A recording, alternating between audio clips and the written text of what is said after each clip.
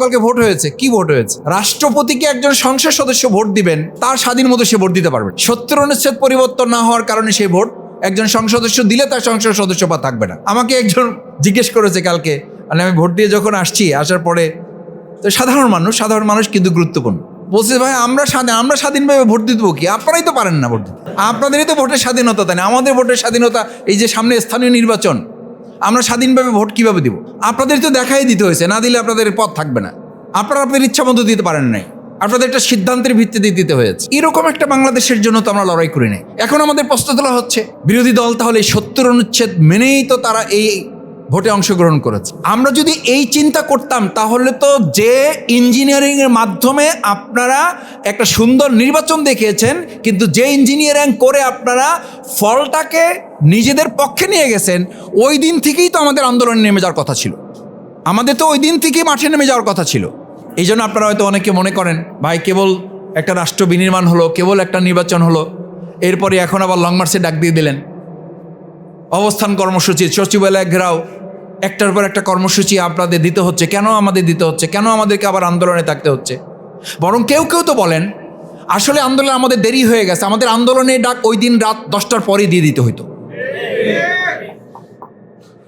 আমাদের আন্দোলনের long March আজকের, আমাদের লং মার্চের কর্মসূচি ওই দিনে ডিমান্ড ছিল, কিন্তু আমরা গতানুগতিকতার দিকে ধাবিত হইতে চাইনি, আমরা তাদেরকে সময় দিতে চেয়েছি। কিন্তু আমরা দেখছি যত তাদেরকে সময় দিচ্ছি, তত তারা ভুল পথে।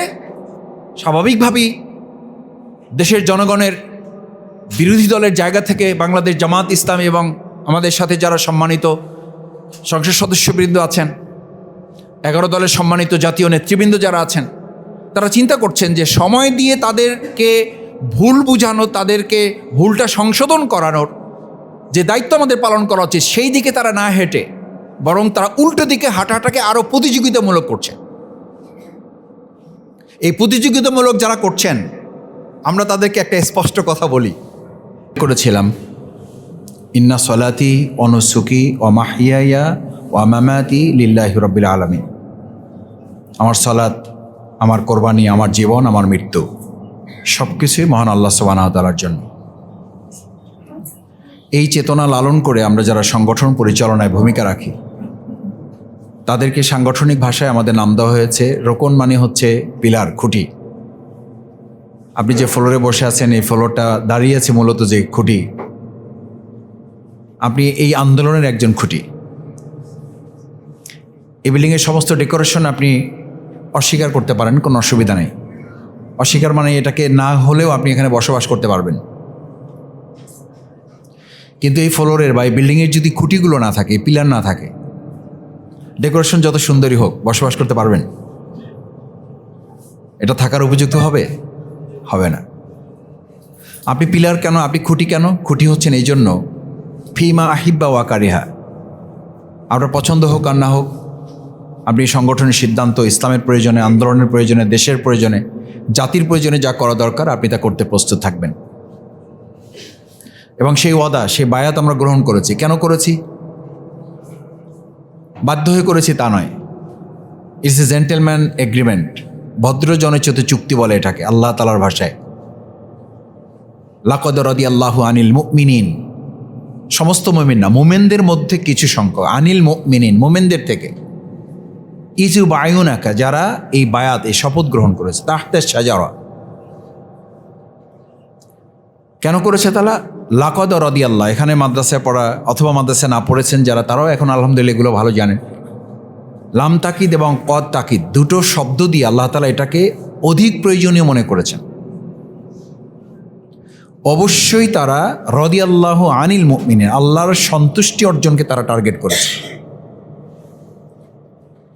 সুতরাং যারা এই শপথের অন্তর্ভুক্ত হয়ে আল্লাহর সন্তুষ্টিকে টার্গেট করেছেন, কেন করেছেন? এই জন্য যে শুধু আমল দিয়ে আপনি জান্নাতে যেতে পারবেন না, এই বক্তব্য আপনাকে শোনানো হয়েছে। রাসূল সাল্লাল্লাহু আলাইহি সাল্লাম নিজে সতর্ক করেছেন, আয়েশা রাদিয়াল্লাহু তাআলা আনহাকে তিনি এ ব্যাপারে সতর্ক করেছেন যে আমল দিয়ে শুধুমাত্র কেউ জান্নাতে যেতে পারবে না। জান্নাত যেতে হলে কি লাগবে? আল্লাহ তাআলার সন্তুষ্টি লাগবে, তার রাজি খুশি লাগবে। কেন বলেছেন? ইউহাসাবু হিসাবান ইয়াসীরা, তোমার হিসাব যদি কাল কিয়ামতের দিন সহজ না হয়, যদি শুধু কোনো ব্যক্তিকে বলা হয় হুসেবা, তোমার হিসাব দাও, ইয়াউমাল কিয়ামাতে উজ্জিবা, কোনো ব্যক্তিকে যদি শুধু বলা হয় তুমি তোমার হিসাব দাও, এর অর্থ হবে সে হিসেব দিয়ে জান্নাতে যেতে। মান হুসিবা ইয়াউমাল কিয়ামাতি উজ্জিবা, কোনো ব্যক্তিকে শুধু বলা হবে তুমি হিসাব দাও, আর এর অর্থ হবে সে কোথায় যাবে? কোথায় যাবে? জাহান্নামে যাবে। মান হুসিবা, কোনো ব্যক্তিকে শুধু বলা হবে হিসাব দাও, ইয়াউমাল কিয়ামাতি উজ্জিবা, নিশ্চিত থাকো সে জাহান্নামে যাবে। হিসেব দিয়ে কেউ জান্নাতে যেতে। এই শঙ্কা থেকে, এই উদ্বেগ, এই উৎকণ্ঠা থেকে আমরা নিজেদেরকে মুক্ত করে প্রকৃতপক্ষে যাতে আল্লাহ তাআলা হিসাব ছাড়াই আমাদেরকে জান্নাতে দেন, সেটার জন্য আমরা এই বায়াতের অন্তর্ভুক্ত হয়েছি। সুতরাং যেটার মর্যাদা, যেটার সম্মান যত বেশি, সেটা দায়িত্ব তত কম না বেশি? বেশি। ভাইরা, একটা বৈপ্লবিক পরিবর্তনের জন্য, একটা সমাজ রাষ্ট্রের পরিবর্তনের জন্য আল্লাহর ওয়াদা কি? আল্লাহর ওয়াদাও হচ্ছে আপনি যদি সমাজ রাষ্ট্র জমিন পরিবর্তন করতে চান, তাহলে আগে আপনার নিজের পরিবর্তনে, মানসিকতার, চিন্তা, দৃষ্টিভঙ্গি, পরিকল্পনার পরিবর্তন আপনাকে করতে হবে। আমি যেটা পারবো না সেটা পারার জন্যই আমাকে চিন্তা করতে হবে। আপনাকে এই সিদ্ধান্ত নিতে হবে, ইউ ক্যান উইন, আপনি পারবেন এটা। আর আপনি যখন পারবেন, এই চিন্তা করবেন, তখন বদরের যুদ্ধ হয়, তখন বদরের বিজয় হয়। এই সিদ্ধান্তে আল্লাহ তাআলা বরকত দান করেন। 2024 জুলাই আগস্টে 5 তারিখে যা হবে, এটাকে আমরা চিন্তা করে করেছি না আল্লাহ করে দিয়েছেন? আল্লাহ করে দিয়েছেন, কিন্তু আমরা সবাই ঘরে ছিলাম। মানে আমরা ঘরে থাকা অবস্থায় আল্লাহ সাহায্যটা দিয়েছেন আমাদের। কোনো ত্যাগ কোরবানি ছাড়া আমাদের সাহায্যটা দিয়েছেন না। বরং আমি এটা এরকম বলি আর কি, যে নিচ থেকে উপরে গাছ টানা, আমরা অনেকে প্র্যাকটিস আছে, গাছ টেনে উপরে উঠেছে কেউ, বা কোনো ভারী বস্তু টেনে উপরে উঠাতে উঠাতে একদম শেষ সময় এসে, ওই সময় পরিশ্রমও বেশি, ঝুঁকিও বেশি, আবার শঙ্কাও থাকে যে কোনো সময় ছুটে গেলে এই এত কষ্ট করে যেতে দূর উঠাইছে আবার কি হয়ে যাবে, পড়ে যাবে। ঠিক ওই সময়টাই আল্লাহ সুবহানাহু তাআলার দায়িত্ব হচ্ছে, যখন বান্দা এই পর্যন্ত চলে আসে তখন তাকে আল্লাহ তাআলা সাহায্য করা। তিনি বলেন যে এই সাহায্য করাটা বান্দার জন্য আমি অপরিহার্য করে নিই, কিন্তু ওইটুকু আমাদের যেতে হবে।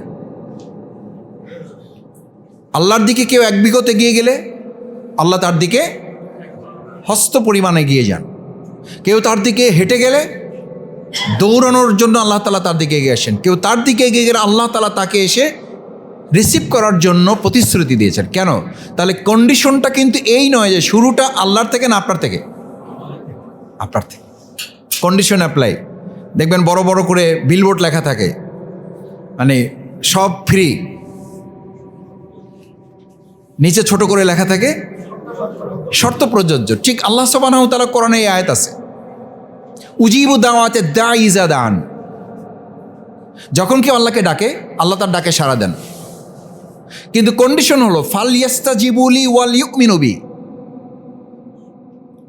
আল্লাহ আপনার ডাকে সাড়া দিবে, কন্ডিশনটা হচ্ছে আপনাকেও আল্লাহর ডাকে সাড়া দিতে হবে। ফালইস্তাজিবু লি, আপনিও আল্লাহর ডাকে সাড়া দেবেন, ওয়াল ইউমিনু বি, এবং শুধু সাড়া দেবেন না, বিশ্বাস রাখবেন আপনি যে কাজটুকু করতেছেন যদি সেটা আল্লাহর রাজি খুশির জন্য হয়, ফাইনালি আপনার সামর্থ্য যেখানে শেষ, সেখান থেকে আপনাকে সাহায্য করবেন কে?